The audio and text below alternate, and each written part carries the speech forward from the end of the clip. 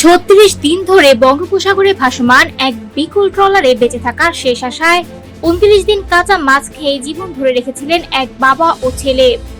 অবশেষে মহেশখালীর উপকূলে স্থানীয় জেলেদের হাতে অলৌকিকভাবে উদ্ধার হলেন শ্রীলঙ্কার এই দুই নাগরিক।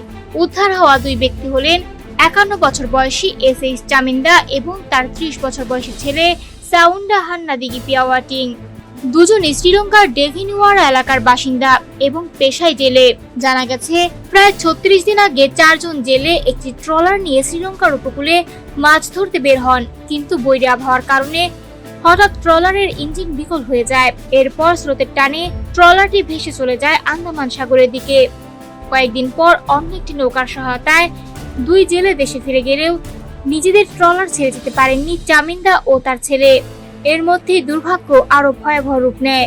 কয়েকদিন পর মিয়ানমারের কিছু লোক তাদের ট্রলারে উঠে দূরবীন, ক্যামেরা সহ মূল্যবান জিনিসপত্র নিয়ে যায়। এদিকে ট্রলারে থাকা খাবার শেষ হয়ে যায় মাত্র ৭ দিনের মধ্যেই। এরপর শুরু হয় বেঁচে থাকার কঠিন লড়াই।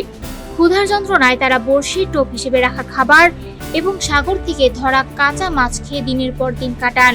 অবশেষে গত বুধবার রাতে মহেশখালী উপকূলে মাছ ধরে ফেরার পথে জেলে জিয়াউর রহমানের চোখে পড়ে ভাসমান ট্রলারটি।